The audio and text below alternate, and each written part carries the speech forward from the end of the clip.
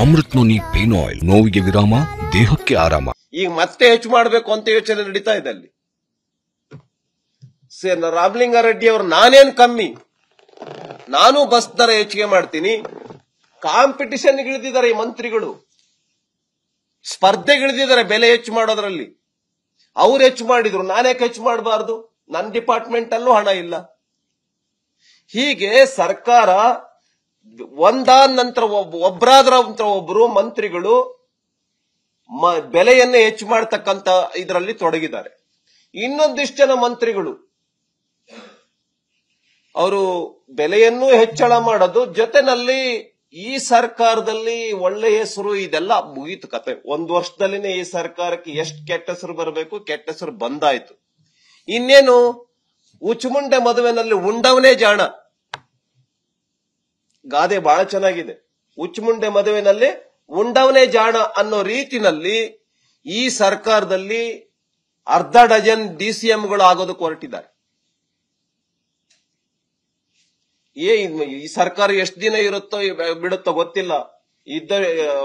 ಆದಷ್ಟು ಬೇಗ ನಾವು DCM ಆಗೋಣ, ಆದಷ್ಟು ಬೇಗ ನಾನು ಮಂತ್ರಿ ಆಗೋಣ, ಆದಷ್ಟು ಬೇಗ ಹಣ ನಮ್ಮ ಅಕೌಂಟ್ಗಳಿಗೆ ಟ್ರಾನ್ಸ್ಫರ್ ಮಾಡೋಣ. ಈ ಸರ್ಕಾರ ಲೂಟ್ ಸರ್ಕಾರ, ಇದು ಲೂಟಿಕೋರರ ಸರ್ಕಾರ ಇದು. ಈಗ ನಾಗೇಂದ್ರ ಅವರು ಅದು ಎಷ್ಟು ತಪ್ಪು ಮಾಡಿದ್ರೋ, ಅದು ಎಷ್ಟು ವಿಪ್ ಮಾಡಿದ್ರೋ ಗೊತ್ತಿಲ್ಲ, ಆದ್ರೆ ಅವ್ರ ತಲೆದಂಡ ಆಯ್ತು. ಆಕ್ಚುಲಿ ತಲೆದಂಡ ಆಗ್ಬೇಕಾಗಿದ್ದು ಯಾರ್ದು?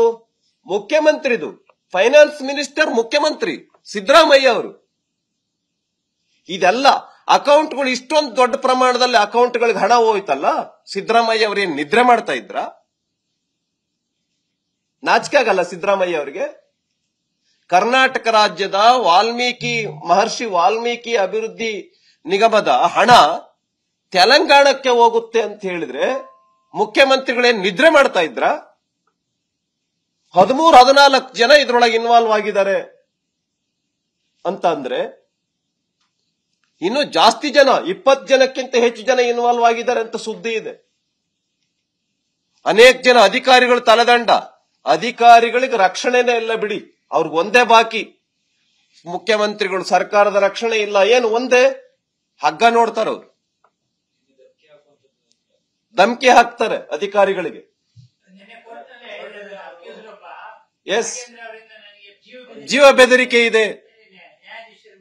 ಈ ಕರ್ನಾಟಕ ರಾಜ್ಯದಲ್ಲಿ ಜೀವ ಬೆದರಿಕೆ. ಸರ್ಕಾರದ ವಿರುದ್ಧ ಮಾತಾಡಿದ್ರೆ ಜೀವ ಬೆದರಿಕೆ, ಮಂತ್ರಿಗಳ ವಿರುದ್ಧ ಮಾತಾಡಿದ್ರೆ ಜೀವ ಬೆದರಿಕೆ.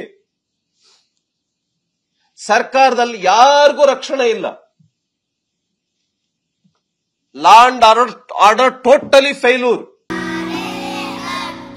ನಾವು ಸಲಹಿದ ಕೈಗಳು ನಮ್ಮ ನೋವಿಗೆ ಸ್ಪಂದಿಸಿದಾಗ ಆಗುವ ಸಂತೋಷ. ಅಮೃತ್ ನೋನಿ ಪೇನ್ ಆಯಿಲ್, ನೋವಿಗೆ ವಿರಾಮ, ದೇಹಕ್ಕೆ ಆರಾಮ. ಅನುಕ್ಷಣದ ಸುದ್ದಿಗಳಿಗಾಗಿ ವಿಸ್ತಾರ ನ್ಯೂಸ್ ಯೂಟ್ಯೂಬ್ ಚಾನೆಲ್ ಸಬ್ಸ್ಕ್ರೈಬ್ ಮಾಡಿ. ಹೊಸ ಸುದ್ದಿಗಳ ನೋಟಿಫಿಕೇಶನ್ಗಾಗಿ ಬೆಲ್ ಐಕಾನ್ ಕ್ಲಿಕ್ ಮಾಡಿ. ಲೇಟೆಸ್ಟ್ ಅಪ್ಡೇಟ್ಸ್ಗಾಗಿ www.vistaranews.com ವೆಬ್ಸೈಟ್ಗೆ ವಿಸಿಟ್ ಮಾಡಿ. ಅಂಗೈಯಲ್ಲೇ ಜಗತ್ತಿನ ಸುದ್ದಿ ತಿಳಿಯಲು ವಿಸ್ತಾರ ನ್ಯೂಸ್ ಕನ್ನಡ ಆಪ್ ಡೌನ್ಲೋಡ್ ಮಾಡಿ.